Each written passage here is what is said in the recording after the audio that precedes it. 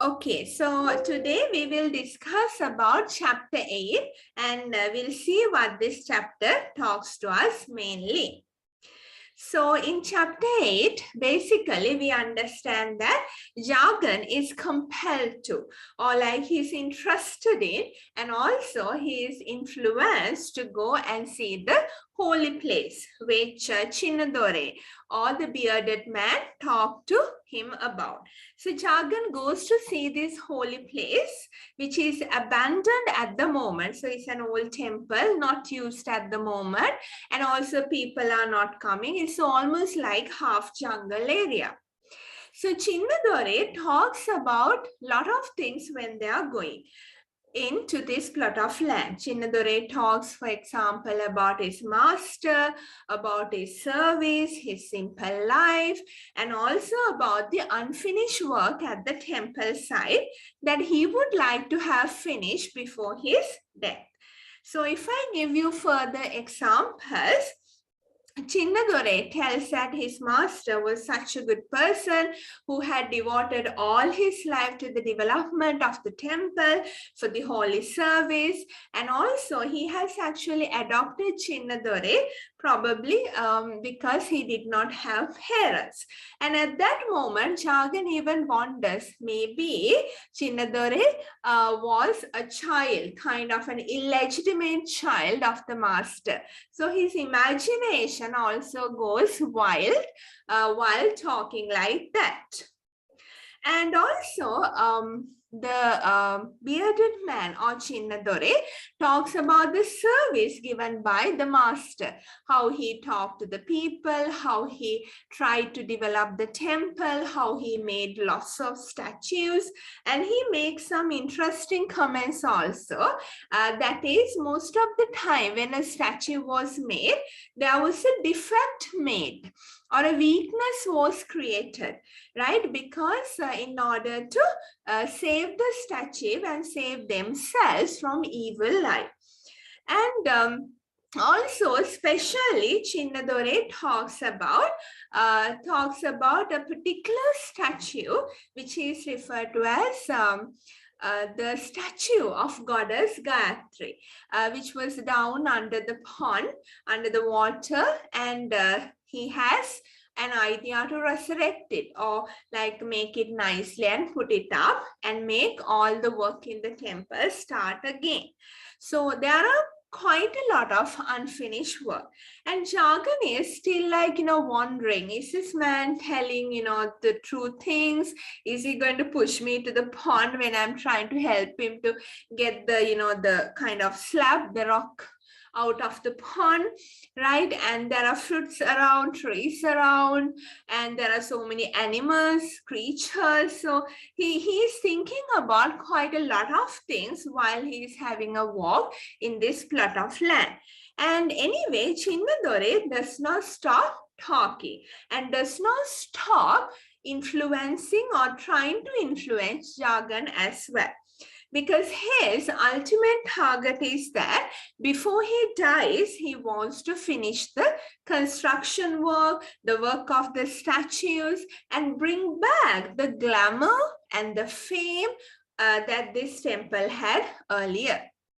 And also, Jagan is also, with the time, becomes fascinated by the things he sees and quite interested, because he sees the platforms, statues, the thicket or the kind of jungle life area, right? And finally, he comes to a certain understanding. Okay, this is why Chinnadore wanted me to come.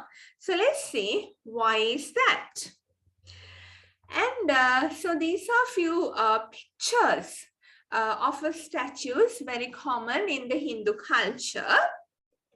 Jagan sees the platforms, the statues, the thicket, and also finally understand, okay, why this man is talking to me like this?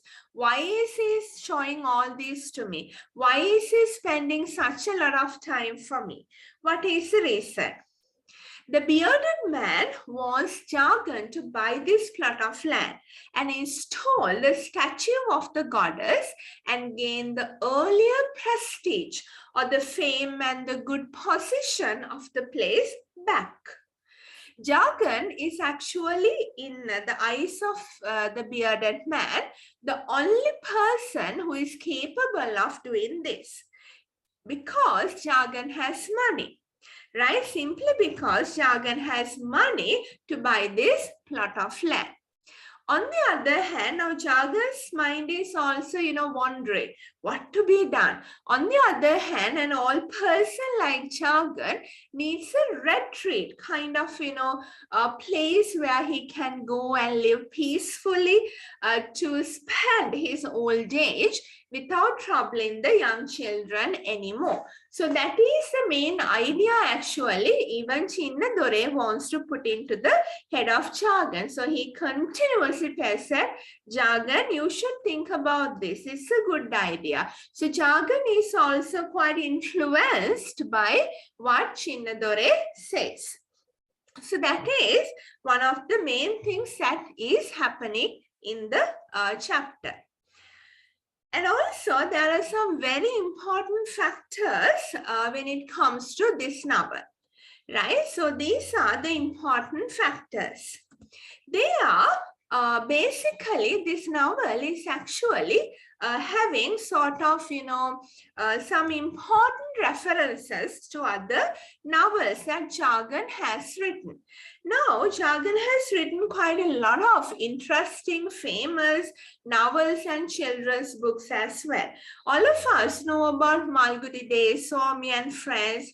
Other than that, there are novels like The English Teacher, The Guide, etc. So another popular novel by Narayan is The English Teacher. And it's good to see actually the common characteristics or similarities among Narayan's novels. They are features of his writing. Now, when we take a writer, there are features, there are qualities of that writer that we see in his language, that we see in his content. And you can even, be questioned about that. So another very popular novel by Narayan is The English Teacher. And even there we find religion gains a very important place in the novel. So often or most of the time in Narayan's novels, religion and culture gain very prominent places, right? Very, very prominent. What's the meaning of prominent? Very important places. Right now, this is what happens in The English Teacher. Now, it is said that The English Teacher novel is basically based on Narayan's life, because Narayan was an English teacher and he lost his wife at a young age. He was alone with a child and things like that. Common things are there. So in English Teacher, the main character loses his wife. The main character is Krishna, and he loses his wife. The wife dies at a very young age. And finally, he resorts to religion. So the only thing to make up his mind is to go back to religion. And that is exactly what happens in Vendor of Sweets. Now see how a person's life experiences have an impact, Balapama, on the writing, right? So in English Teacher as well as in Vendor of Sweets, we find a man who has lost the wife at a young age and he's left with a child. He's a single parent. And finally, in both novels, the main characters resort to religion.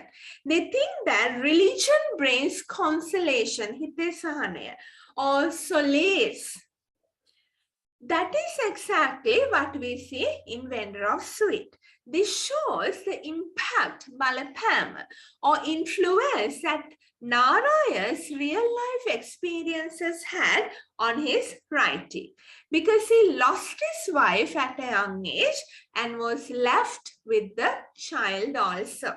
So hope that is clear. So when we are analyzing a novel, we need to see the features, qualities of a writer, right, that we can see through the language, through the characters, through the themes, etc. And there is another famous novel by R.K. Narayan referred to as The Guide. Now, this is about a man who was a tourist guide, right? There is a story about a tourist guide, very irresponsible, but mainly very money-minded man, right? Now, he wants to somehow earn money. And later on, he has a relationship with the dancer, traditional dancer, a woman, and they earn money. And so many things happen.